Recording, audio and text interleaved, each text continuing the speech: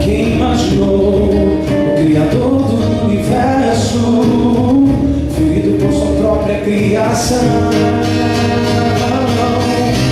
Quem imaginou um amor tão verdadeiro, o nosso Salvador morrendo no madeiro?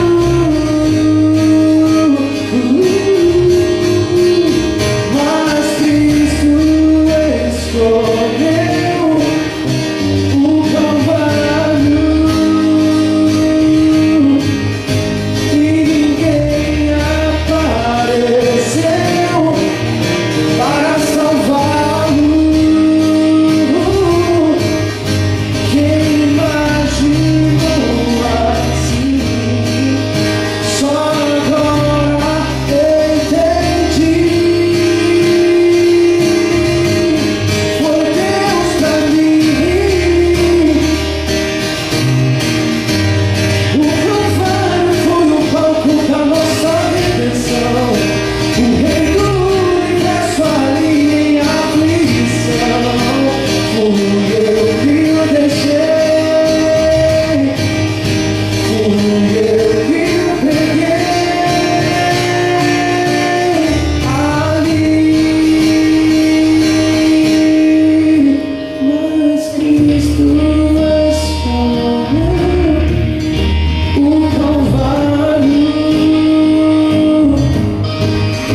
e ninguém apareceu para salvá-lo. Quem imaginou assim? Só agora entendi. Imaginou pra mim, ele imaginou os carros, mas eu não imaginou. Foi por mim.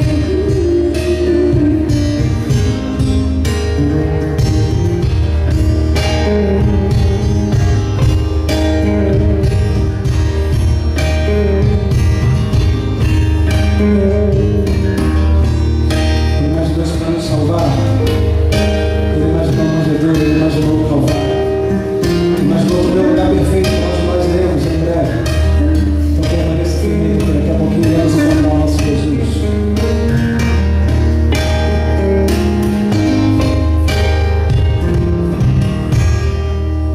Amém?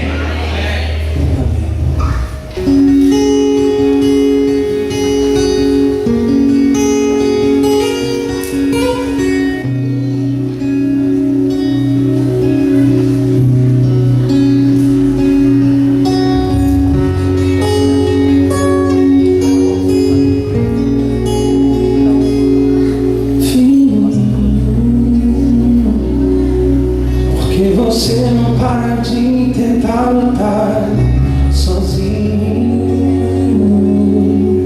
Se o papai está aqui pra te ajudar, filhinho. Tantas vezes eu tentei te avisar, mas você não me ouviu, pois já não conhecia minha voz. Meu filho, a dor de te perder foi bem maior que a dos cravos. Lá no monte do Calvário, filhinho, você é livre pra negar, mas eu não vou desistir de te amar. Jesus disse pra você, não importa onde você está, ele não vai desistir de te amar. Quando você chorou decepcionado com os amigos,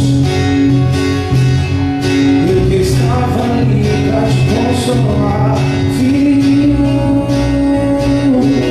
Mesmo que o mundo venha desabar em teu caminho, com minha destra vou te levantar, meu filho. Volte logo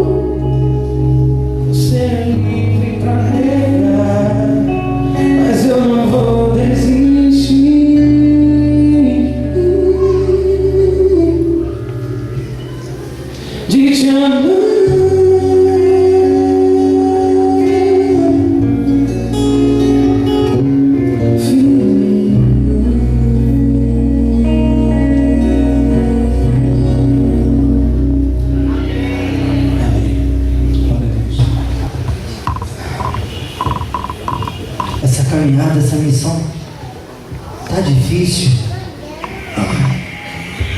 Mas se foi soldado Cíntia, soldado Johnny, e eu tô aqui sozinho, cansado, saudade da minha casa, saudade das minhas festinhas, daquele livro que eu joguei fora. Nossa, como tá difícil. Acho que eu tenho que desistir.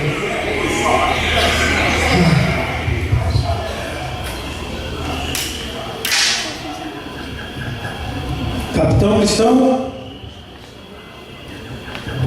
Tenente? Tenente Valente? O que o senhor está fazendo aqui, tenente? No meio da floresta, tenente? No meio da missão? Como o senhor apareceu aqui do nada, tenente? Calma aí. General Valente? Tenente é general? O que é agora? Capitão. Às vezes eu sou general, às vezes eu sou tenente e às vezes eu sou soldado. Eu já fui um soldado igual a você.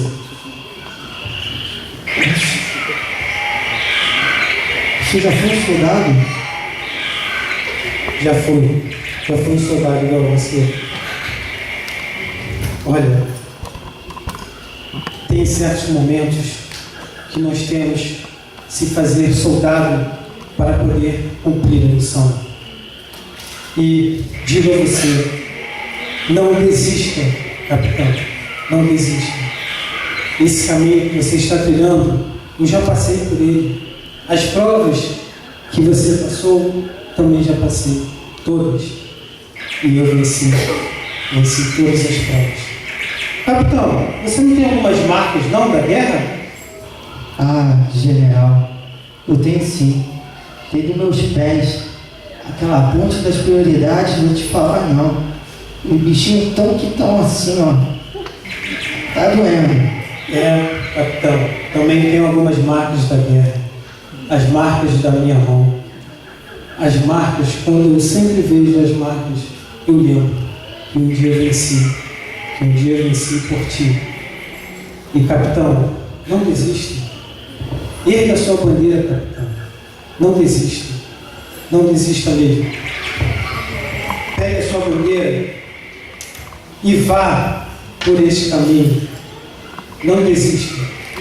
E digo a você, quando você levar a sua equipe, sempre lembre que eu estarei contigo. Cumpra essa missão. Não esqueça, porque no final desta batalha você ganhará uma medalha de honra. Uma medalha que colocará no peito.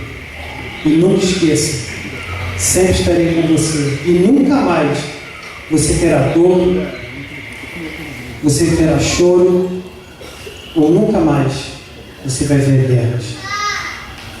Eu vou levar a bandeira, general. Leve a bandeira, filho. Você lembra quando você veio aqui, na casa, aqui, na minha casa, no exército? Você veio aqui se alistar. Você queria ser um grande soldado. Você veio e hoje você é capitão cristão. Lembra quando você estava triste?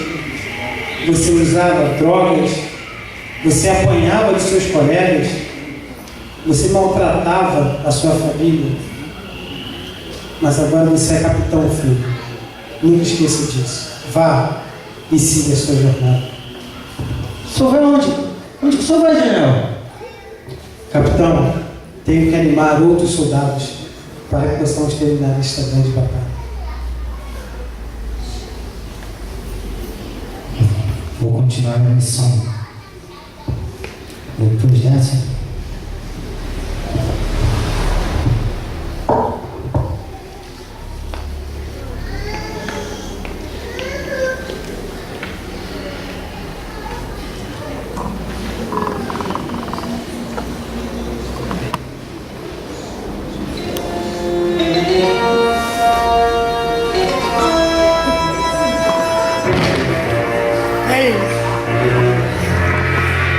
Dragon!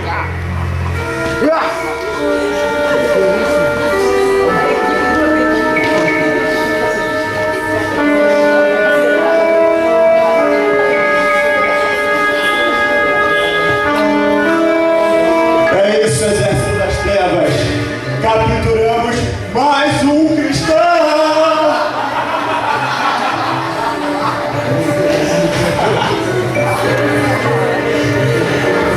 Capitão, eu tenho uma coisa para te dizer. Você deve ser maluco.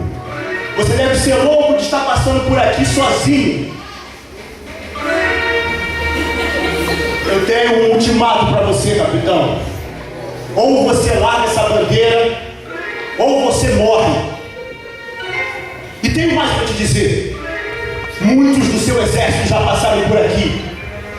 E eles foram capturados por nós. E no momento de decisão, quando viram a morte de perto, eles desistiram, largaram a bandeira e saíram correndo, feito criancinhas.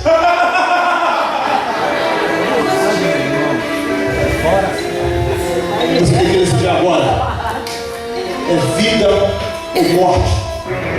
O que aconteceu com todos eles? Desistiram e saíram correndo como criancinhas.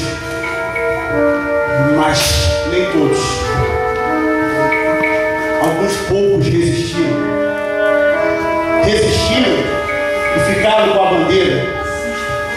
E eu não consigo entender. Era muito simples, eles só precisavam largar a bandeira. Mas eles resistiram. Ninguém estava vendo, mas eles resistiram.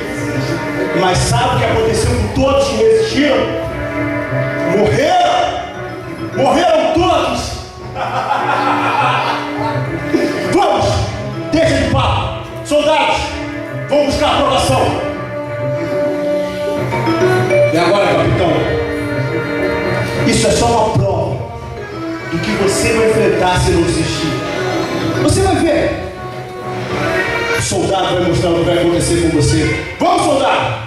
Rápido!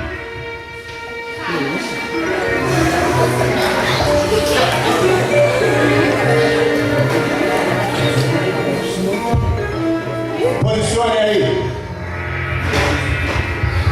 Mostre para ele a prova do que vai acontecer com ele.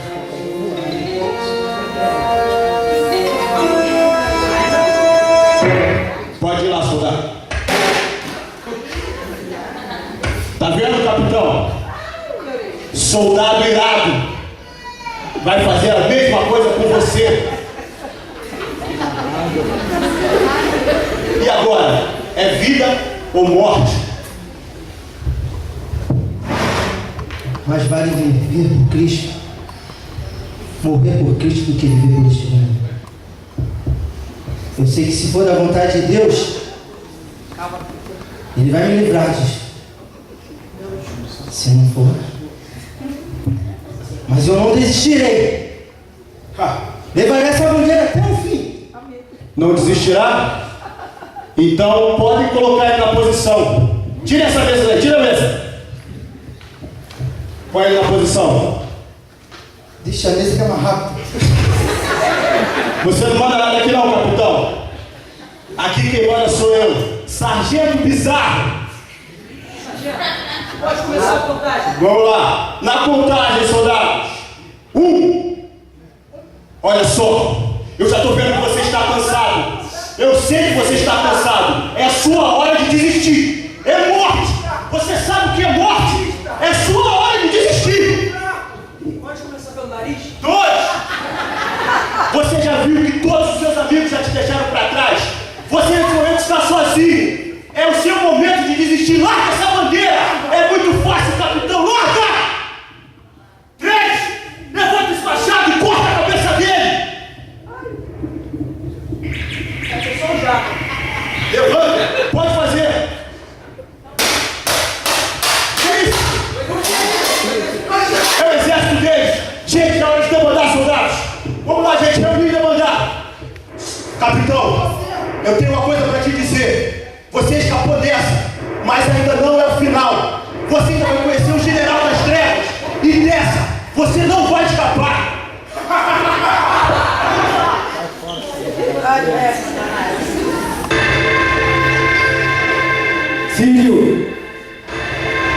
Filho, general, eu nunca mais, filho. Eu nunca deixarei você, filho. Você lembra disso quando eu falei com você? General, todo esse barulho foi apenas com esses pratos? Sim, filho. Agora siga a sua missão. O monte está perto. Siga a sua missão. Erga a bandeira e use a sua arma. E lembre-se, cuidado, a arma está armada. General, armada? Sim, filho. Isso mesmo. A arma está carregada.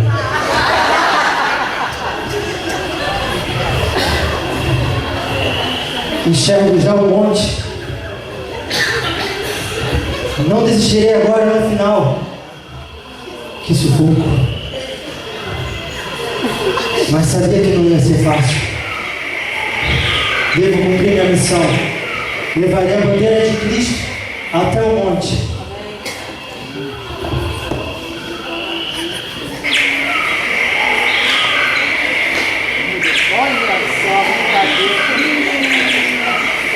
Pelas nossas crianças.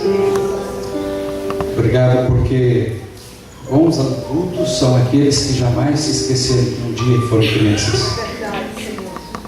Elas sabem perdoar, mais do que isso sabem esquecer. Quando este mundo estava à beira do caos, o Senhor enviou a solução em forma de um bebê. E nós te louvamos, Senhor, porque Tu tens um plano especial para todos da Tua igreja. E um dia, se formos ver a história, no passado o Senhor usou até crianças para falar do Teu amor ao mundo. E nessa noite, na figura desses infantes, de crianças de colo, de crianças que estão aprendendo a andar, de crianças que já estão firmes no caminhar, de crianças que já estão crescidas, estão se despedindo da infância, eu quero orar por todas elas. Por todas elas que estão simbolizando as crianças da Tua igreja, as crianças dessa comunidade ao redor da igreja, os nossos vizinhos, as crianças da escola adventista que fica aqui ao fundo, a mais antiga escola do estado do Rio. Pelas crianças, Senhor, que nós não conhecemos ainda, porque talvez não tivemos a oportunidade de pregar o Evangelho a elas, pelas crianças que sofrem maus tratos, pelas crianças que são violentadas, pelas crianças esquecidas, pelas crianças que existem dentro de cada adulto e que devem ser alimentadas constantemente pela alegria, pela esperança, pela pureza. Aleatoriamente, 2 bandeiras foram pegas ali, e nas bandeiras que estão em minhas mãos, eu quero te suplicar, Senhor, que venha prodigalizar a Tua vontade, o Teu querer em todos os pedidos somados durante essa semana. Amém, Senhor. Na bandeira azul que está em minhas mãos está escrito que Deus venha tocar no coração do meu filho, não vou ler o nome, e que ele possa voltar para a igreja. Amém, Senhor. Esse é um pedido muito comum do coração de muitos pais. Que Deus possa operar um milagre na vida de outro menino, pelos problemas que está enfrentando no trabalho por causa da depressão que ele tem. Que Deus faça aquilo que não podemos fazer. Obrigado, Senhor, pela certeza da vitória. Desde já agradeço, diz este pedido. Outra bandeira, gostaria de pedir a Deus pela vida de tal jovem que passe no concurso, para que a minha mãe consiga comprar um terreno e eu consiga concluir o mais rápido o meu curso. Pai querido, quantas necessidades existem e somente o Senhor está à frente. Então que nós venhamos a confiar em Ti, Senhor, porque estas orações são feitas no nome poderoso de Jesus. Amém. Olha por esses pais que estão ajoelhados aqui com seus filhos. Dá a eles e a todos os pais a têmpera para não desistirem. Envia os recursos, a saúde, as oportunidades, que eles dediquem os seus filhos todos os dias, meu Senhor. Que a graça do Senhor Jesus, que a iluminação do Espírito Santo e que a presença de Deus, o Pai, se faça com todos agora, para sempre. Amém, Senhor. Obrigado, crianças, por terem vindo. Obrigado, pais, por crerem nesta oração.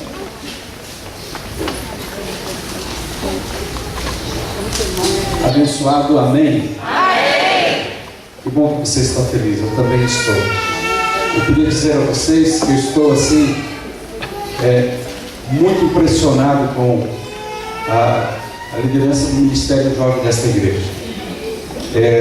Quando eles se propõem a fazer coisas para o Senhor, aquilo que eles fazem muito bem se torna melhor ainda do que o propósito. Então, quando eu vejo esses jovens dinamizando as coisas, se envolvendo, eu sei que não são todos que se envolvem. Nós já falamos sobre isso essa semana, porque alguns entendem que existem grupos, chamados assim jocosamente de panelinhas, mas isso é uma impressão errada que algumas pessoas têm. Dê o primeiro passo e as coisas começam a mudar. Não fique pensando, eu não posso me envolver, eu não posso ajudar. Não, ofereça-se. Dê o primeiro passo. Sorria e o mundo sorrirá para você. Estou particularmente impressionado com o envolvimento dos jovens. Ontem à noite nós saímos a uma pizzaria para comemorar um duplo aniversário. E foram 20 e tantos jovens. Eu pensei assim comigo, vai ser terrível e espantoso. E quando estávamos lá, de repente, um jovem pediu que alguma pizza que fosse trazida que não tivesse alguns condimentos de derivado de porco, né? Então aquele garçom bateu os olhos e disse assim: vem muitos crentes aqui, mas vocês são adventistas, não? E aí o rapaz disse: sim, nós somos. Eu percebi pelo alimento. Fiquei pensando, não? Um bom testemunho vale muito. Amém. E os jovens deram um bom testemunho até o início do jogo do Flamengo.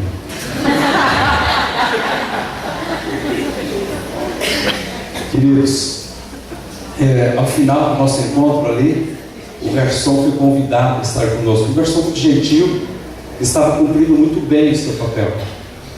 E nós tivemos a oportunidade de orar pelo garçom, pelos funcionários daquele restaurante, pelas suas famílias. Eu senti que o Espírito Santo falou no coração daquele garçom, porque ele foi incluído naquela oração. Amém. Nós temos orado. Você tem visto quantas bandeiras tem aí? Nós temos orado por muitas pessoas. E se você tem orado por alguém, ligue para essa pessoa, se você ainda não ligou, se ela ainda não sabe. Nós precisamos interceder pelas pessoas, mas faz muito bem que elas saibam que nós estamos orando também. Nós temos um pequeno problema hoje, eu gostaria de contar com a sua colaboração. São 9 horas. Esse é um horário que já deveria estarmos caminhando para o final da mensagem. Lá no curso teológico, eles não nos ensinam como terminar o sermão, quando deveríamos estar, como devemos começar o sermão, quando deveríamos estar terminando. Então eu apelo para a sua paciência, e talvez tenhamos que ir até umas 9h49, eu vou até o último que eu posso, né? Porque também talvez você não tenha muita coisa a não ser ir para casa, né? Então permaneça até o fim, até porque é uma promessa para você. Aqueles que permanecerem até o fim serão salvos, né? Então vamos nos apropriar dessa promessa. Para aqueles que talvez estejam vindo pela primeira vez em nossa igreja esta semana, e também para aqueles que já têm vindo outros dias, só para evocar uma menção que foi feita na semana passada, sobre a temática dessa semana: as bandeiras caídas no exército do Senhor. Vocês viram que agora nós já temos aqui 6 bandeiras que estão levantadas. E eu acho que a partir de amanhã vai faltar espaço para ser colocado aqui. Ela não vai mais mesmo. Vai faltar espaço para colocarmos. Bandeiras são, na verdade, virtudes cristãs que nós, como cristãos, muitas vezes nos desviamos do caminho do Senhor. Então, nesta semana, nós começamos a levantar a bandeira da comunhão, a busca pela santificação. Amém? Amém. Você tem feito isso na sua vida a partir dessa semana com um pouco mais de ênfase? Diga amém? Amém. Você tem lido a Bíblia? Você tem tirado momentos para comunhão? Se você não separar tempo para isso, você nunca vai fazer isso. Talvez você diga assim: mas só 10, 15 minutos. Mas já é um começo. Vai adensando isso e você vai ver as vitórias que você vai ter. Nós levantamos a bandeira no sábado à tarde do estudo da Palavra de Deus. A Palavra de Deus tem que ser erguida novamente no seio do cristianismo. Muitas igrejas por aí não têm estudado a Palavra de Deus. Ministros do Evangelho, sacerdotes que serão cobrados por Deus, porque essa responsabilidade também pertence a eles, e eles têm fechado as Escrituras. Eles têm dito para o povo que não é para estudar as Escrituras. Existe uma religião muito grande no nosso país que, pelo fato de não estudarem corretamente as Escrituras, eles têm concordado até com o evolucionismo. Como é que pode ser um cristão pode ser evolucionista? Como é que o Gênesis pode ser tratado como uma lenda, uma historinha? Como é que eles podem pegar todas as ideias, as datas históricas da Palavra de Deus e relativizar? É isso mesmo. Trocarem as datas.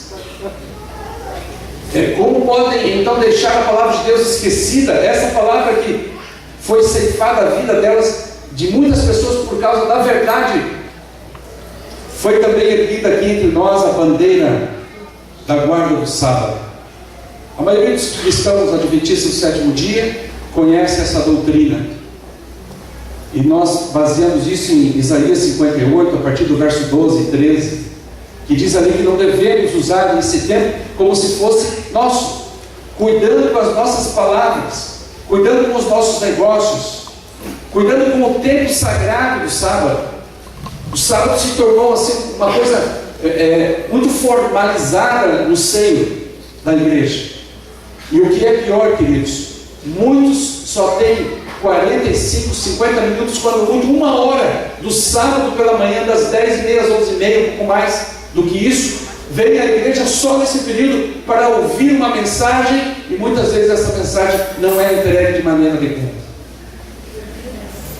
Também apelamos à missão, porque uma igreja sem missão torna-se um excelente o quê? Clube. Apelamos também a respeito do valor da pessoa do Espírito Santo. E ontem à noite nós falamos a respeito do valor da oração. Nós não podemos entregar toda a mensagem por causa do tempo, e nós não falamos sobre as promessas de oração. E nessa noite eu gostaria de abordar a bandeira que está deitada aqui, caída sobre os dons, os talentos e os frutos da vida espiritual. Eu gostaria de mostrar aqui para vocês, vou pedir ao pessoal da técnica, que só trabalha com qualidade total, para que coloque aqui um clipezinho de onde surgiu a ideia dessa semana de oração. É o clipe de um filme, por favor, pode colocar. É o clipe de um filme. Eu não sei se o irmão Comeco veio hoje. Acho que vai funcionar, né? Hoje veio. Ok. Então vamos ver lá. You get it? No. Wish you could have seen their faces. A imagem? You get it? No. Wish you could have seen their faces. To write a picture and win or lose a war You're going to want to see this. Now, this picture, people went crazy over it. Country was tired of war. One photo, almost all on its own, turned that around.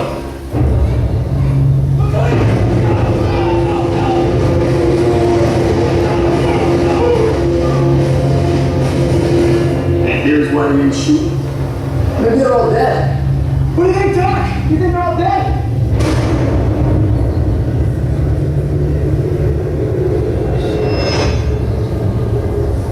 Ken Severance asked me who else was in that picture. You tell me it was me?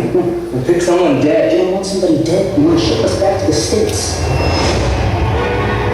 are the heroes of Iwo Jima. Everybody wants to meet you guys.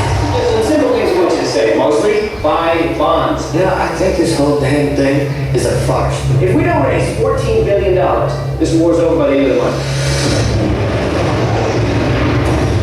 As far as us being the heroes of Iwo Jima, that's just not the case. The real heroes are dead on that island. Knowing he was with you that day and seeing him in that photograph, I don't know why it makes me feel better, but it does. It's so silly. No, it's not. I can't take them calling me a hero. Some of the things I saw done, everyone thinks we got it.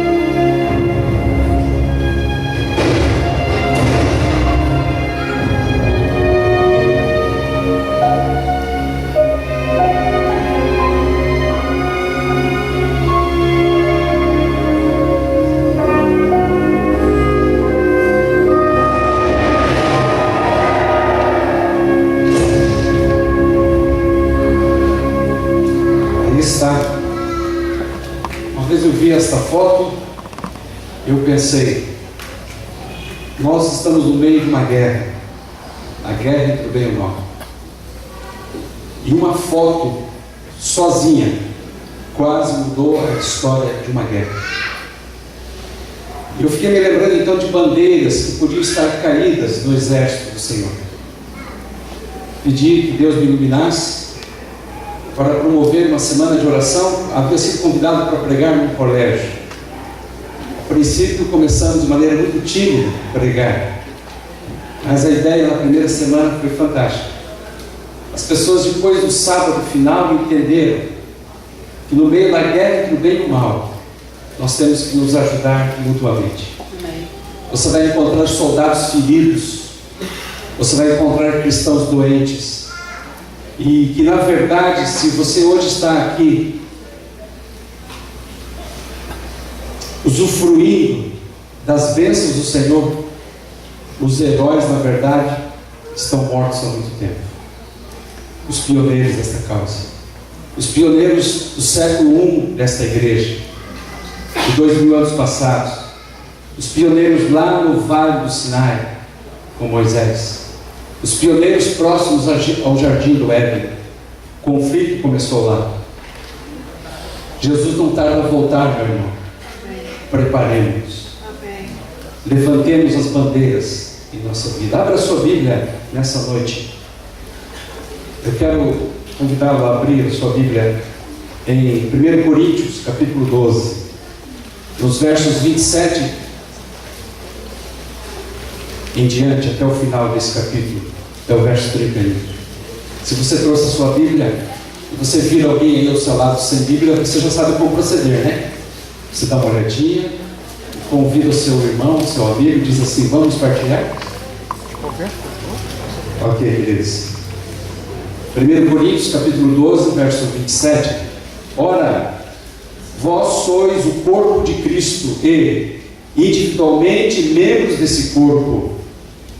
A uns pôs Deus na igreja, primeiramente apóstolos, em segundo lugar profetas, em terceiro lugar mestres, depois operadores de milagres, depois dons de curar, socorros, governos, variedades de línguas. São todos apóstolos, são todos profetas, são todos mestres, são todos operadores de milagres, têm todos o dom de curar, falam todos em outras línguas, interpretam a todos. Portanto, procurai com zelo os melhores dons. E agora eu vos mostrarei o caminho mais excelente. Paulo está falando da variedade de dons que existe no seio da igreja. Mantenha sua Bíblia aberta, já vamos voltar aí. Interessante que Paulo está dizendo o seguinte: não existe dom melhor ou dom pior, só existe um dom maior. Mas todos os dons são imprescindíveis no corpo de Cristo. Deus inspirou o apóstolo Paulo com uma figura de linguagem suprema.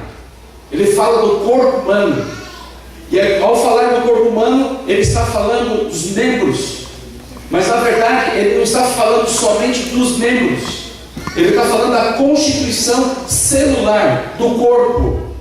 Ele está visando que o corpo é formado por membros. Mas os membros, por sua vez, são formados por células. E essa é a verdadeira natureza da igreja. A igreja foi fundada em células. Essa ideia de igreja compartimentalizada nos dias de hoje, onde as pessoas entram em grandes templos e não se conhecem, não se relacionam, não trocam experiências, não se fortalecem, não se edificam espiritualmente, é contrário à natureza da igreja pura de Cristo.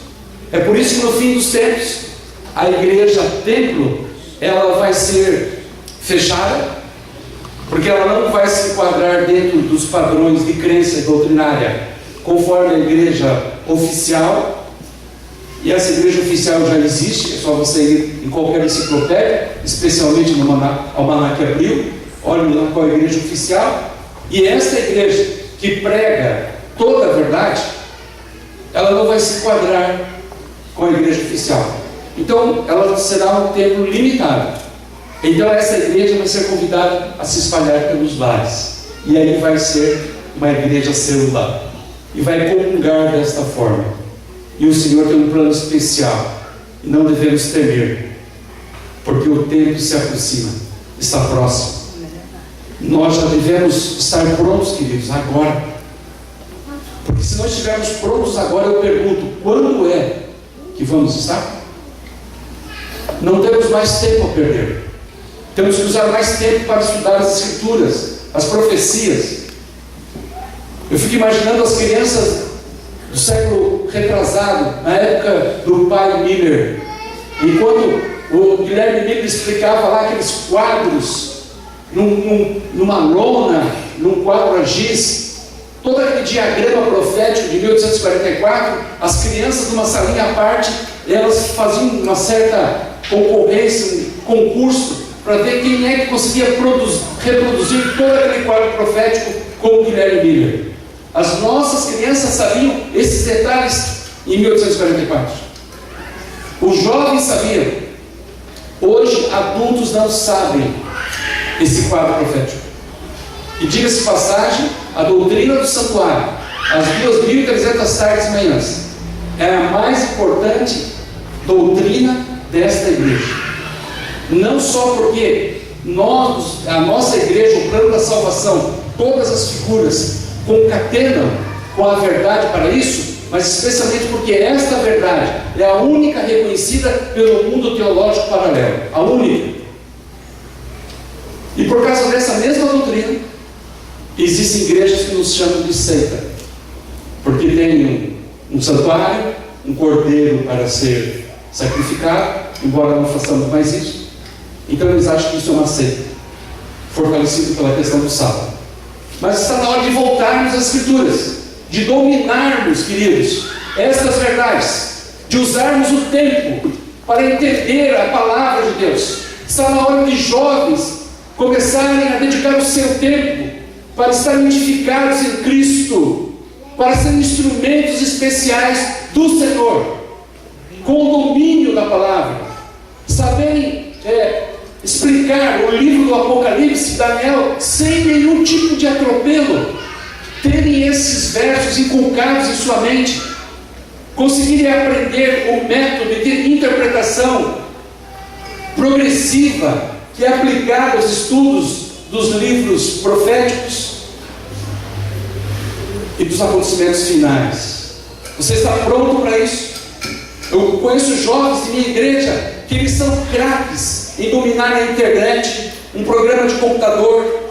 Eles sabem de cor músicas em inglês, só pelo fato de ouvir, domina uma porção de joguinhos, de jogos, tem uma mente brilhante, mas quando você fala com ele, você conhece algum verso bíblico, ele vai para os mesmos versos bíblicos da sua geração. E é brabo, hein? Jesus chorou e disse, Jó, que o mais profundo espiritual deles é: o Senhor é o meu pastor. Olha a decadência, queridos. Estou mentindo? O que vocês acham? Não. Agora vamos culpá-los por isso? Não. Vamos motivá-los, vamos erguê-los, vamos envolvê-los. Esse é o corpo. Paulo está dizendo assim: meus queridos irmãos, não existe dom melhor, existe dom maior. E ele fala então a respeito de diversos dons: o dom de pregar, o dom de curar, o dom de profetizar, o dom de falar em línguas. E por falar nisso, um parênteses: existem pessoas que estão com dúvida em relação a este dom, que nossa igreja não fala em línguas. E é um equívoco isso, porque essa igreja fala em línguas. Ela está representada em mais de 204 países. Ela tem uma fronteira de mais de 1.500 línguas pelo mundo afora, que ela universalmente fala em línguas. Porque o falar em línguas aqui não está condicionada em receber o batismo do Espírito Santo. Paulo diz assim: se houver alguém entre vós que fale em línguas, então que seja um de cada vez. E isto se não houver tradutor no meio de vós. Então está claro, mais claro que as águas do Rio Guaíba. Conhece o Rio Guaíba? Banho a Porto Alegre. Eu devia falar de um rio daqui, né? Está mais claro que as águas do Rio de Janeiro.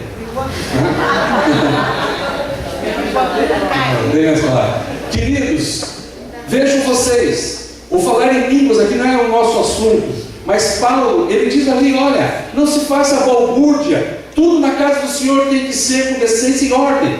Está claro ali. E muitas teologias modernas, especialmente aquelas seguidas pelos carismáticos, pentecostais, neocarismáticos, atrelaram falar em línguas e receber o dom do Espírito Santo.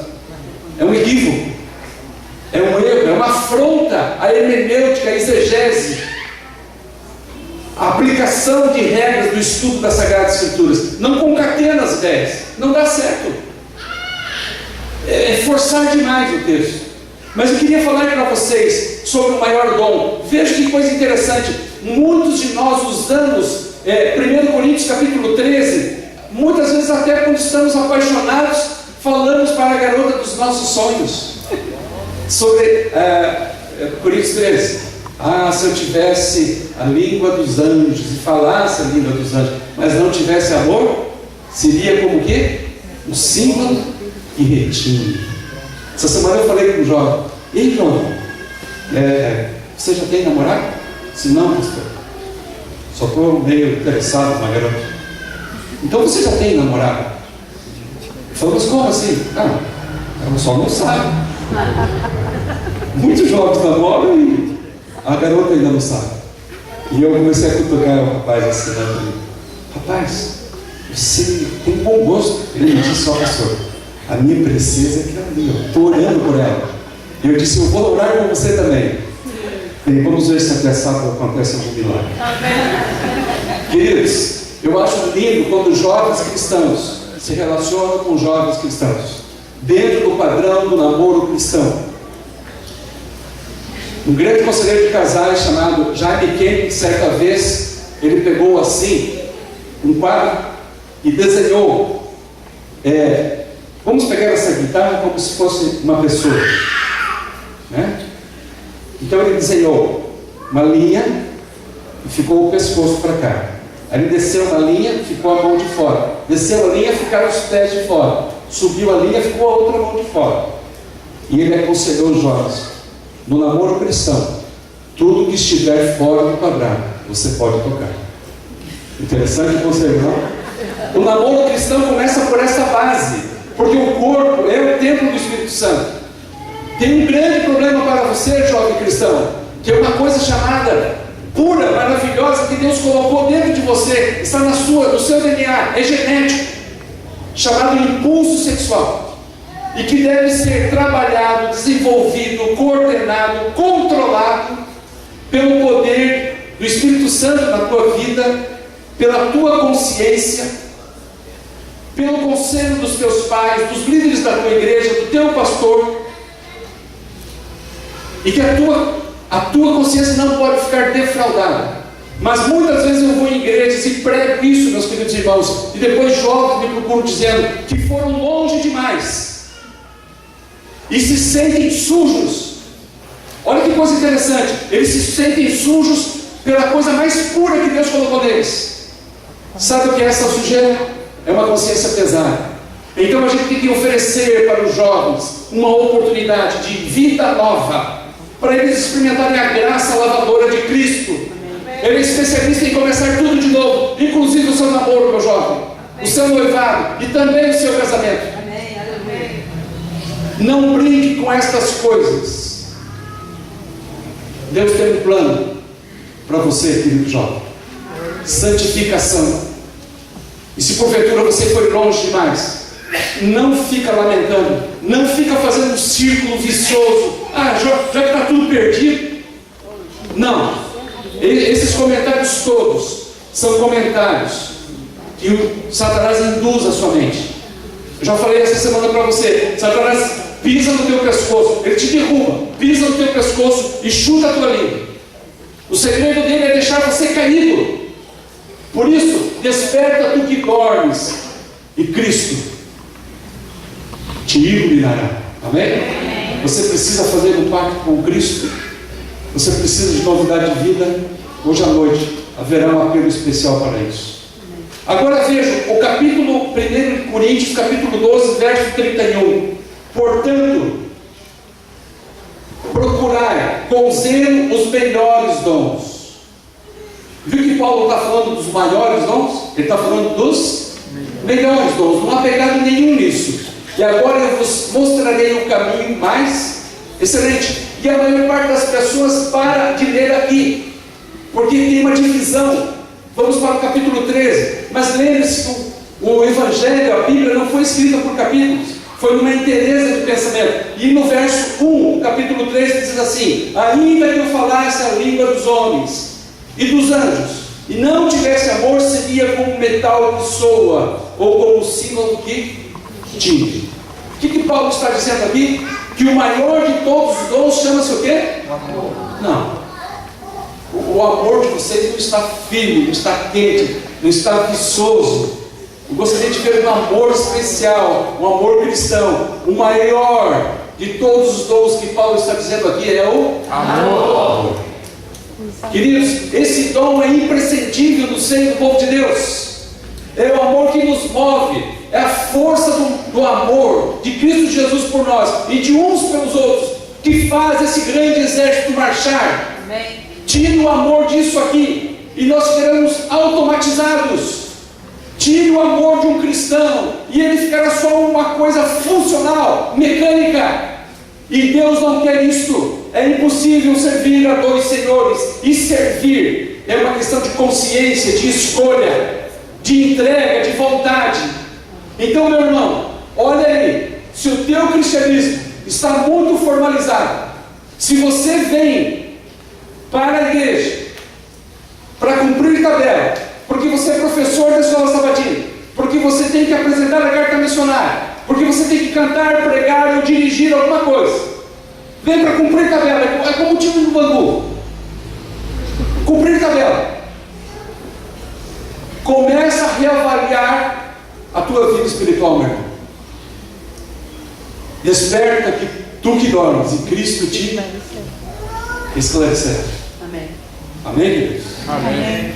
O amor é a maior força do universo. Amém. Agora eu quero pedir para você ir comigo em Atos, capítulo 3. Atos, capítulo 3. Pedro, verso 1. Pedro e João. Pedro e João subiam juntos ao templo à hora da oração, a nona. Ora, era trazido um homem que desde o ventre da mãe era coxo, o qual todos os dias punham a porta do templo, chamada Formosa, para pedir esmolas aos que entravam. Vendo a Pedro e a João, que iam entrando no templo, pediu que lhe desse uma esmola. Pedro, juntamente com João, fitando os olhos dele, disse: olha para nós. E olhou para eles, esperando receber alguma coisa. Disse Pedro: não tenho prata nem ouro, mas o que tenho eu te dou. Em nome de Jesus Cristo, o Nazareno, levanta-te e anda. Tomando-o pela mão direita, o levantou, e logo seus pés e artelhos se firmaram. Saltando ele, pôs em pé e começou a andar. Então entrou com ele no templo, andando e saltando e louvando a Deus. Amém. Você vê Pedro, antes desse relato, curando alguém? Você não vê. Você vê Pedro junto ao Senhor Jesus Cristo, andando sobre a água, mas quem fez o milagre foi o Senhor Jesus. Você vê Pedro na transformação dos pães e dos peixes. Você vê Pedro em várias ocasiões, mas em nenhum momento os evangelhos relatam que ele fez algum tipo de milagre. Pelo contrário, ele andou cortando uma orelha do soldado lá, ele andou negando a Jesus aqui, ele andou se ufanando de andar sobre as águas. Agora você encontra Pedro fazendo milagre. Como é possível isso? O que passa? Sabe como é possível isso? O dom é dado por Deus. E o dom tem uma característica capacitadora para o povo de Deus. E nós devemos orar a Deus para que Ele nos dê o dom. E se você ainda não tem um dom, e você precisa descobrir qual é o seu dom, Deus há de dar o teu dom. Ontem eu falei que existem pessoas que têm o dom de oração. Existem pessoas que têm o dom de pregar, outros o dom de ensinar. Qual é o teu dom? A maior parte da igreja não sabe qual é o seu dom. Hoje, os especialistas que recebem de igreja têm um teste para fazer o estudo aprofundado dos dons do crente. E você consegue mais ou menos descobrir qual é o teu dom. Qual é a área que você deve buscar a desenvolver, a servir a Cristo. Mas se você não tiver a oportunidade de fazer isso, busca o Senhor em oração. Diga a Ele: Senhor, eu quero usar os dons que o Senhor me deu para Ti. Agora eu quero ir a um outro grupo de passagem com você em Gálatas. Vamos, Gálatas capítulo 5, verso de número 22.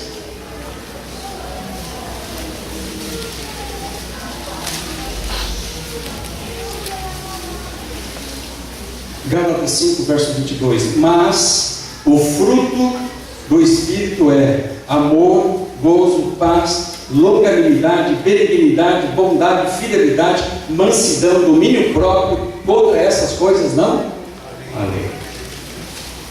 Aqui é interessante a palavra de Deus, não? Uma hora ela fala em fruto, em outro momento ela fala em talento, e em outro momento ela fala em dom. Será que há diferença nisso? Sim. Quando você é batizado em Cristo Jesus, 2 Coríntios 5,17 diz: aquele que está em Cristo é nova criatura. As coisas antigas já se passaram, tudo se fez novo. E sabe o que Deus começa a fazer com você através da comunhão, através do primeiro amor, através da sua entrega diária, através do caminhar com Deus? Ele começa a fazer nascer frutos na sua vida. Antes você era uma pessoa irascível. Sabe o que é ser irascível? É ter raiva, ira. Qualquer coisa você chutava o balde. Isso é ser irascível. Antes você era uma pessoa que não dominava os seus impulsos. Agora, com a comunhão que há em Cristo, os frutos do Espírito Santo começam a crescer na tua vida.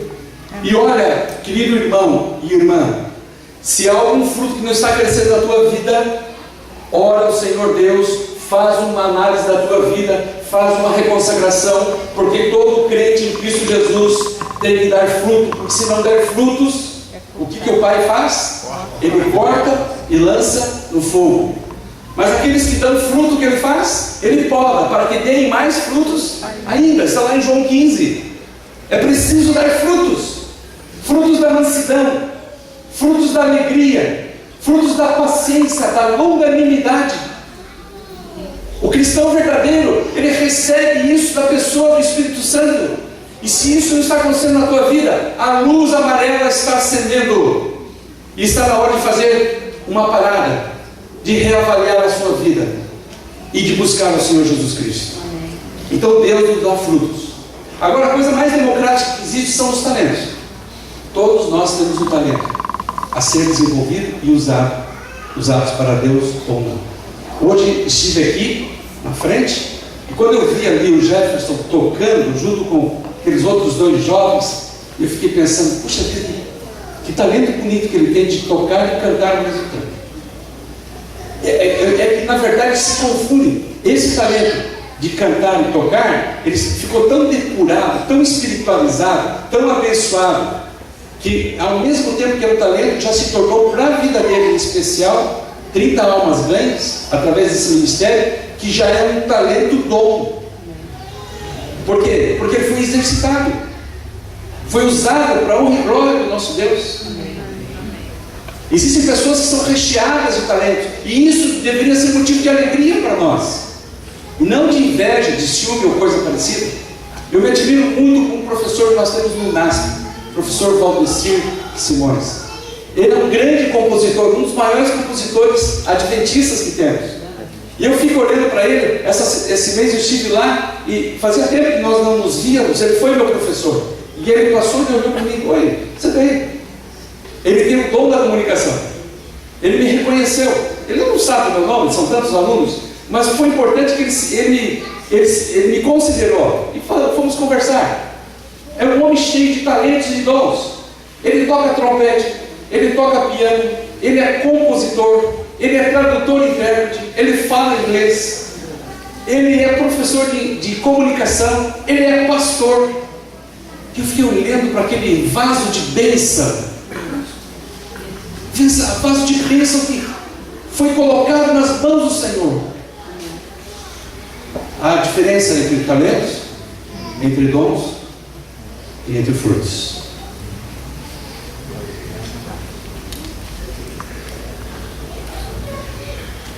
No dia 12 de dezembro do ano de 1990, eu tive uma das maiores alegrias da minha vida. E eu ganhei um grande presente. Eu não sabia que presente era esse, mas eu ganhei, na verdade, 2 presentes. No dia 12 de dezembro de 1990, eu estava no antigo IAE, Instituto Adventista de Ensino. Era o dia da minha formatura do Seminário Adventista Latino-Americano de Teologia. 4 anos e meio haviam voado na minha vida.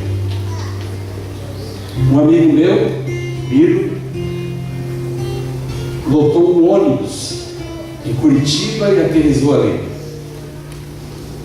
Era uma festa aquele final de semana. Depois de muito esforço, eu fui um aluno bolsista. Aos 17 anos de idade, de 16 para 17, eu entreguei meu coração a Cristo, para que Ele fosse o meu Senhor e Salvador. Eu não entendia o que estava acontecendo comigo, mas eu fiz essa entrega de maneira totalmente despretensiosa e aceitei a Cristo. Logo vieram as provações, tive que deixar o ensino médio, comecei a trabalhar, tive problemas com o sábado, tive provas, mas Deus me deu a vitória. No ano de 1984, mês de outubro, um abençoadíssimo pastor, Aldrovando Araújo, evangelista no Rio Grande do Sul, ele, pena que alguns jovens saíram, bem agora eu queria falar o coração deles, mas deixa, Deus sabe o que faz.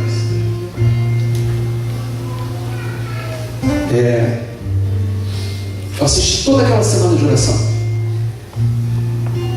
dos 17 até os 19 para 20 anos, a minha vida era servir ao Senhor.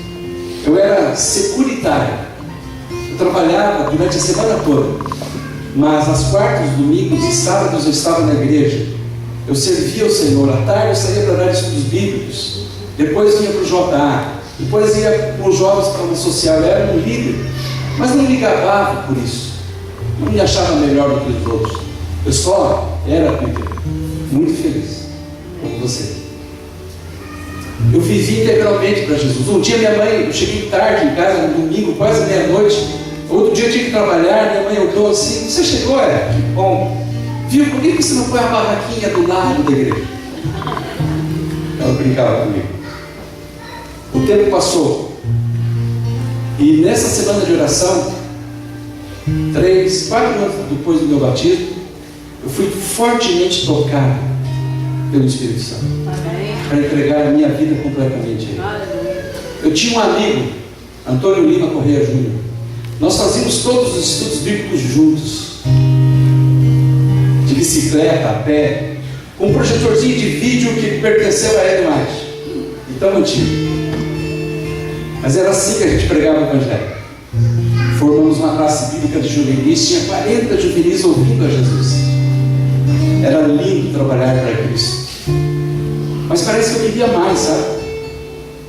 Naquela semana de oração, eu sentia a semana de oração toda, e no apelo final, no pôr do sol, na hora da Santa Ceia, o pastor fez um apelo para a minha entrega final, para que as pessoas entregassem as suas vidas, entregando os dons, fazendo com que essa entrega fosse uma entrega para que Deus trabalhasse os dons e os talentos. E eu fiz isso. Aquilo encheu meu coração de alegria. E quando terminou, a igreja foi sendo despedida. Eu estava lá fora, a igreja tinha um biombo assim. Eu saí desse lado, meu amigo Antônio Lima saiu do outro. Nós nos encontramos, um olhou para o outro. E eu disse assim para ele: eu preciso falar com você. E ele, ao mesmo tempo, como se fosse um espelho, falamos juntos. Falei: vamos lá no fundão da igreja. Fala você. Não, fala você. Não, você é mais velho. Não, eu falei primeiro. Até que eu disse para ele: Tony, cara, eu não sei o que aconteceu comigo, mas eu senti uma coisa dentro de mim, Deus me chamando para servir integralmente. E eu desconfio que seja para ser um pastor. E ele olhou para mim e disse: não pode ser, porque é a mesma coisa que eu estou sentindo. 85, nós tínhamos um lema, nós dois. 86, e aí? Tudo que nós fazíamos, nós escrevíamos. 86, lavamos nós do IAE. Não tinha internet, não tinha lan house, não tinha essa sociedade pós-moderna. Eu recebi aquele chamado no meu coração. Não tinha recursos financeiros, o colégio era caro, mas só aquela época, viu? Queridos, me disseram que eu podia ser um aluno bolsista. Então eu fiz um dossiêzinho, um documento que eles pedem, e coloquei no envelope. Meu amigo Tony também fez a mesma coisa. Fez um dossiêzinho e colocou no envelope. Pegamos os dois envelopes e colocamos num envelope de Sedex e mandamos para o colégio. E ficamos agosto, setembro, outubro, dezembro. Todos os dias eu chegava em casa e perguntava assim para minha mãe: mãe, chegou carta para mim? E a resposta era a mesma, sempre era a mesma. E quando foi se aproximando de novembro, final de novembro, eu dizia: mãe, chegou carta para mim? Não. Meu irmão mais novo na época tinha acho que 5 anos de idade. Um dia eu entrei em casa, abri a porta. Quando eu fui falar, ele disse: não chegou carta para você não. Só que no dia 1º de dezembro chegou a carta do Tony e dizia assim: você foi selecionado para ser um dos alunos bolsistas do colégio. Dia 15 você deve estar aqui, 15 de dezembro. E quando chegou o dia 15 de dezembro, naquele sábado eu fui até a rodoviária com o meu amigo Tony. Nós trocamos olhares assim, de dois amigos que pareciam estar sendo separados para sempre. E eu olhava para ele e ele sabia o que eu pensava. Mas ele não queria me entristecer mais do que eu já estava. Porque o que estava dentro do meu coração é o seguinte: a gente fez tudo junto, inclusive o envelope foi junto. Mas Deus sabe o que faz. Amém? Amém. Lamirins. Eu atendi, era do colégio. Olha, você tem que estar aqui dia 1º de janeiro. Você foi chamado.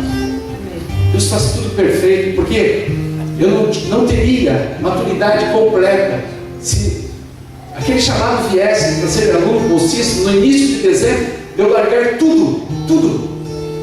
A minha igreja, o meu clube de desbravadores, a minha namorada, o meu trabalho, a minha mãe, meu pai, meus irmãos.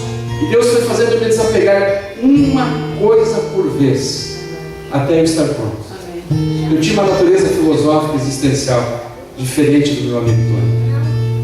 E um dia ele estava lá no colégio, ele foi à administração e ele viu a garota que separava as cartas e perguntou: vocês vão chamar mais alguém? Nós precisamos de um bom rapaz. Ele disse: eu tenho um bom rapaz, está aí, ó. Foi assim que eu fui para o colégio. Me deram um par de botas 7 léguas, uma enxada, um chapéu. Não entendi o porquê do chapéu. E disseram: você vai para a agricultura. E Deus começou a operar milagres na minha vida. Eu peguei aquela bota 7 léguas, aquela enxada. Eu nem sabia como manusear aquele instrumento, porque eu sempre tive uma vida urbana. E eu comecei a orar. Eu fui para um banquinho escuro, lá no final, me assentei e comecei a orar: Senhor, eu encaro qualquer coisa aqui, mas por favor, Senhor, é uma dose muito forte. Olha as mãos de quem trabalhou com papel 3 anos, lisinha. Senhor, me dá forças. E comecei a orar: eu não vou conseguir, Senhor. Como é 10 horas por dia? Como é que eu vou trabalhar? E aí eu estava lá no escuro, de repente chegou o chefe da agricultura: e você? Eu falei: eu? Você. Eu falei: quem eu? Você é o Paulo? Sou eu. Tem o telefone para você lá. E disse: nossa, um dia de colégio já estão me chamando na diretoria. Do outro lado, Hermes de Marche. No teu currículo diz aqui que você trabalhou em escritório, estamos precisando de alguém. Falei: Senhor, que é isso, Senhor? E ele disse assim: senta aí. Eu sentei. Ele me deu uma lista de números. Soma aí. E eu comecei a somar. E ele cuspindo aquela fita. Arrancou. Soma de novo. Se bater, a vaga é tua. Falei: Senhor, eu fui lá. Começa a trabalhar conosco. Não que aquele serviço anterior fosse menor, mas eu me lembrei de um verso que diz: Senhor, tu me conheces, tu sabes que eu sou pó, e eu vou ficar mais pó ainda com esse trabalho. Foram 4 anos e meio lindos servindo ao Senhor naquele lugar. Chegou o dia da minha formatura. A formatura do nosso colégio, queridos, é uma coisa. Se você nunca assistiu algo solene, o dia que te convidar, não deixe de ir. O dia que sabe que for o dia da formatura do Léo, Amém. né? Não deixe de ir. E de outros jovens aqui desta igreja. Fomos entrando, assistimos aquele programa. Eu estava de túnica preta. Tudo era solene. Quando chegou a hora do diploma, eu peguei aquele diploma e falei: Senhor, muito obrigado. Parecia ser um sonho, querido. E era. E dali a pouco teve homenagem aos pais. Então teve os cumprimentos. E eu estava lá na frente e meu pai veio caminhando. E ele disse assim para mim: filho, meus parabéns. O primeiro presente havia sido aquele diploma, mas o segundo e maior presente estava com meu pai. Ele olhou e disse assim: eu estou muito grato a Deus, eu estou muito feliz. Eu quero te contar uma história, filho. Há 26 anos atrás, quando você nasceu, você era um pacotinho.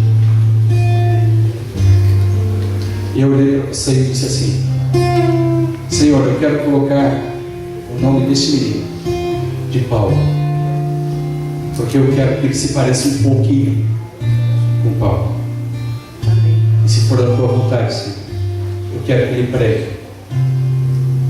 como Paulo. E um dia eu peguei esse pacotinho junto da tua mãe e fui à igreja. Eu fui dedicar a tua vida ao Senhor. E na minha oração eu disse assim: Senhor, estou dedicando a vida do meu filho para ser ministro do Evangelho. Amém. Se tu aceitares, eu vou ficar muito feliz. Glória a Deus. 26 anos se passaram. E agora eu estava ali, no dia da minha formatura, com aquela beca, com aquela oração respondida. E eu olhei para o meu pai e disse assim: Pai, por que o Senhor me falou isso antes? O Senhor podia ter me dito isso quando eu era menino. Talvez eu tivesse ajudado a Deus. Por que o Senhor me falou isso antes? E ele me disse assim: Filho, eu não te falei isso antes, porque você muito bem poderia ter ido fazer teologia e ter aceitado esse apelo por pressão, por vontade de um pai. Eu tive que deixar Deus agir.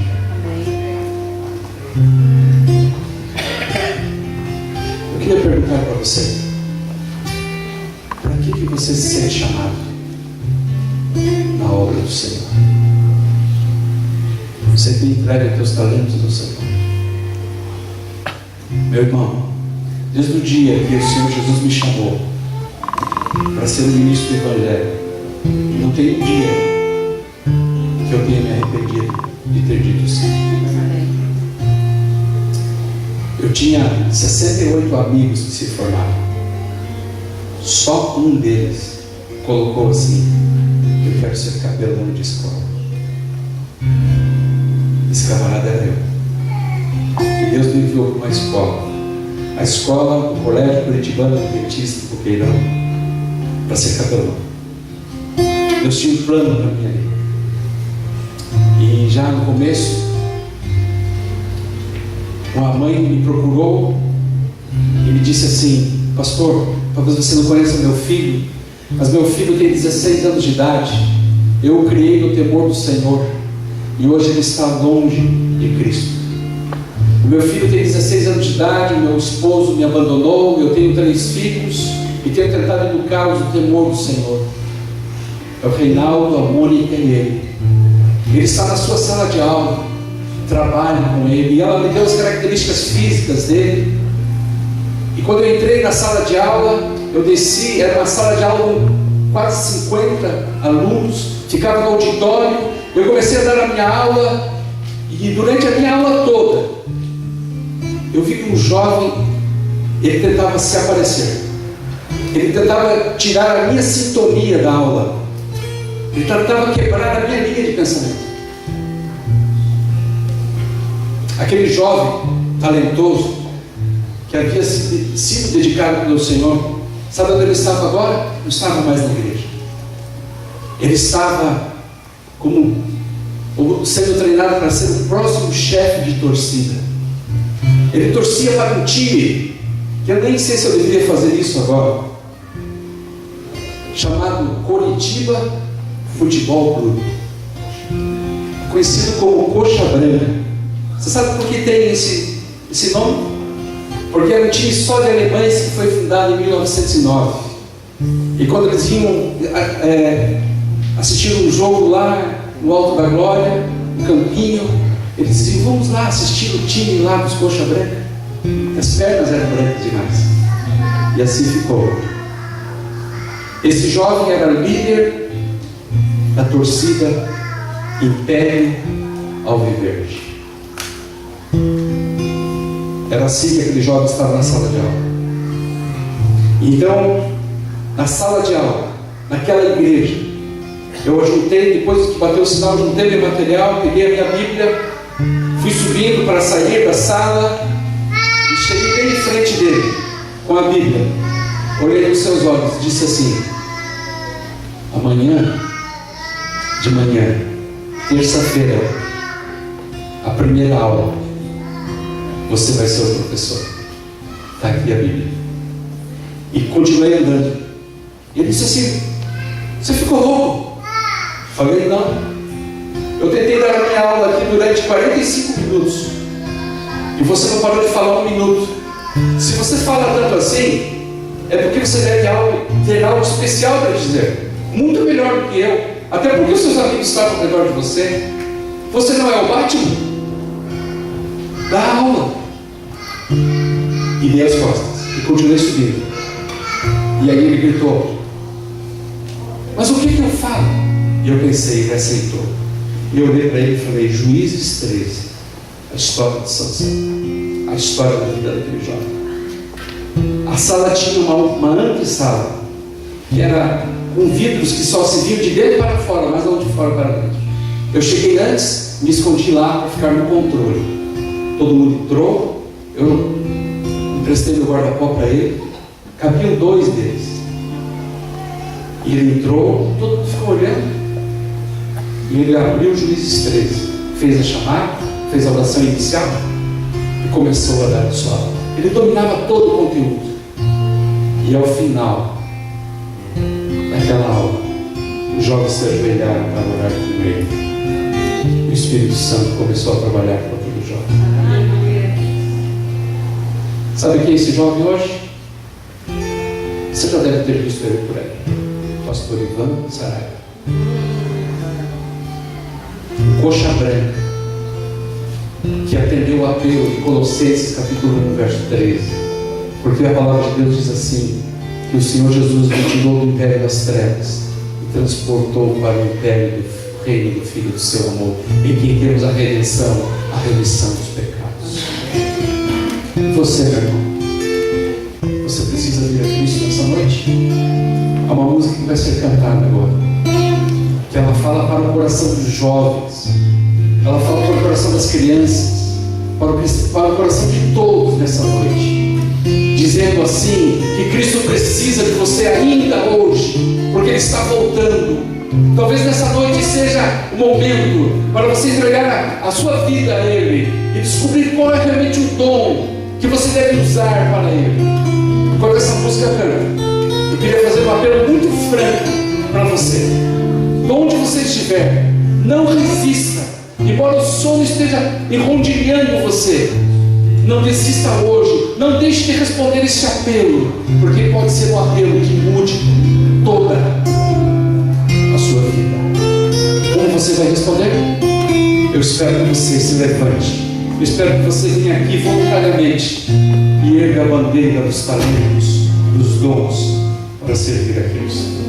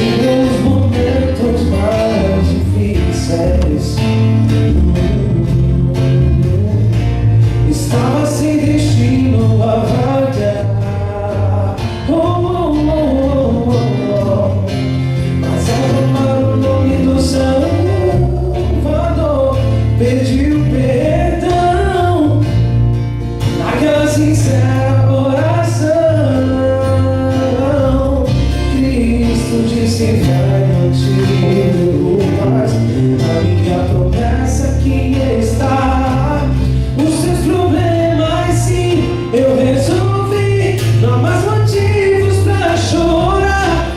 Então agora vai, filho meu. A tua fé te curou, a tua fé te salvou, teu sangue te resgatou. Hoje é uma festa no céu, pois meu filho se entregou, o céu inteiro celebrou, quando meu filho então voltou.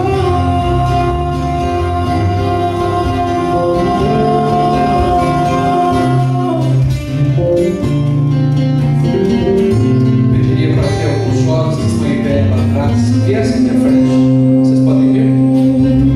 Nunca porque não sei entender. Cristo hoje chama você. Pega a tua voz em oração. Faça parte desse grupo. Só basta ir. Como você veio?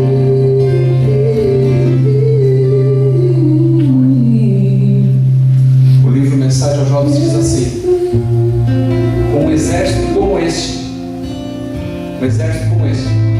se bem preparados, se bem treinados, nós poderíamos apressar a volta de Jesus dela. Você faz parte do exército, meu irmão. Se o pecado tem derrubado você, por favor, levanta-te hoje, renova o teu dom, os teus talentos e deixa nascer os frutos do Espírito Santo. Não espere mais. Não espere mais. Se tiver mais alguém para vir à frente, você deve viesse. Nós sermos um grupo só. Não espere mais. Não espere um sorriso para ser gentil. Não espere ser amado para amar. Não espere ficar sozinho para reconhecer o amor de quem está agora ao seu lado. Sim, não espere ficar de luto para reconhecer que quem hoje é importante para você. Não espere. Não espere o melhor emprego para começar a trabalhar de verdade. Não espere ter dinheiro aos montes para começar a doar. Não espere pela queda para lembrar-se do conselho. Não espere a enfermidade para saber quão frágil é a vida. Não espere por pessoas perfeitas para então se apaixonar. Aviso aos navegantes: pessoas perfeitas não existem. As que existiram estão junto do Pai. Enoque, Moisés. Não espere por pessoas perfeitas para então se apaixonar. Não espere a mágoa para pedir o perdão. Não espere a separação para buscar a reconciliação. Não espere por elogios para acreditar em si mesmo. Você é grande, você é vencedor, você é especial. Mais do que isso, você é único. Deus morreu só por você. Não espere, meu querido, a dor para acreditar na oração. Não espere o dia da sua morte sem antes acreditar na vida. Seja sempre você autêntico e único. E a crônica termina dizendo assim: abrace muito, beije mais ainda e ria, já que a vida é de graça. Amém. E pela graça e na graça de Cristo Jesus. Essa semana é possível que algum jovem que está sentindo o apelo específico para ser um professor, talvez tenha alguém que está sentindo o apelo para ser um médico, dedicar a sua vida ao Senhor, mas eu não poderia deixar de aproveitar a oportunidade.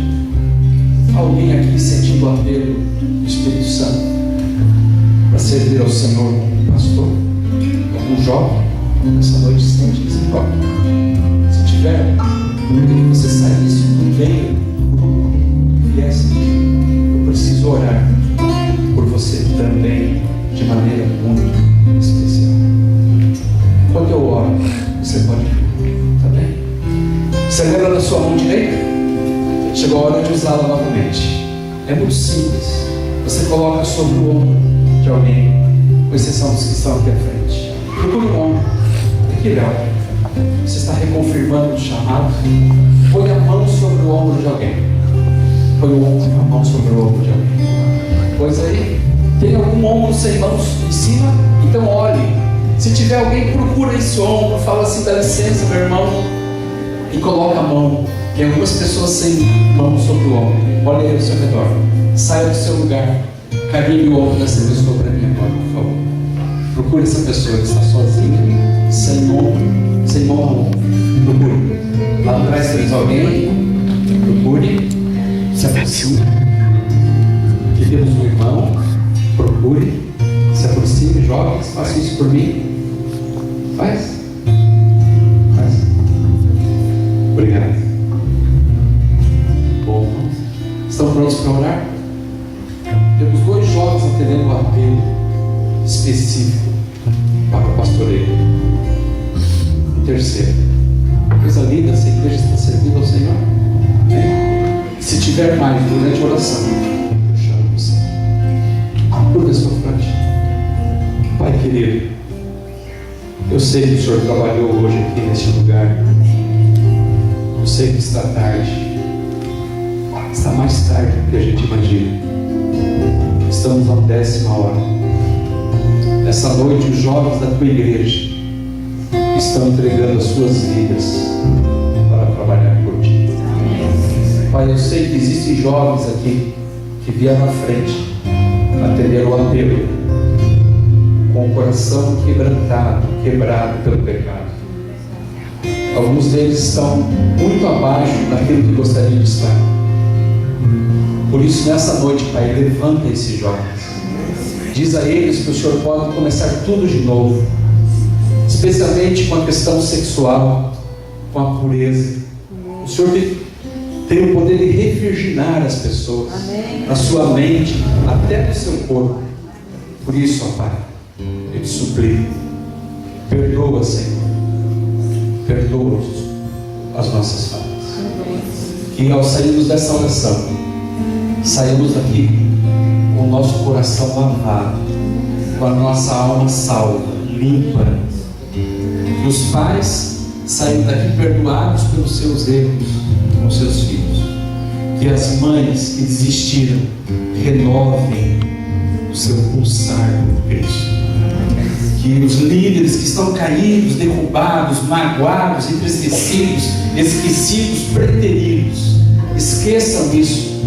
Porque liderar não tem nada a ver com os outros, tem a ver contigo, Senhor. Então levanta quem tiver caído. Pai, aqui à frente agora tem 4 jovens. Glória a Deus. Senhor, eu quero te pedir, venha conduzir nos meios, nos caminhos, a confirmação do chamado desses jovens. Amém, Senhor. Porque eles estão sendo chamados para serem, quem sabe, pastores para a última geração. Aleluia. Obrigado, ó Pai, pelo pastor Ismael desta igreja. Obrigada. Um trabalho lindo de 5 anos que vai ter feito neste lugar. Amém. Abençoa a sua saúde. Abençoa, Pai. A sua esposa, os seus 2 filhos, especialmente o Fernando, que está apreensivo com algum resultado. É verdade. Abençoa, Senhor, a vida deles. Abençoa a todos que estão aqui nessa noite. Amém. Oramos de Jesus e que a graça do Senhor Jesus, que a iluminação do Espírito Santo, que a presença de Deus o Pai se faça com todos, desde agora para todos. Amém. Não tire a mão. Eu quero te pedir para você falar coisas afáveis à pessoa que colocou a mão no seu ombro. Talvez você possa falar: me ajuda, ora por mim. Ou você pode falar assim: eu te amo no amor do Senhor. Ou você pode falar assim: me perdoa. Hoje a bandeira será erguida por 4 jovens aqui. Faça isso agora. Diga algo especial. Diga que você ama. Diga que você espera. Faça isso. Vão ser um irmão na fé. Encoraje o outro. Encoraje.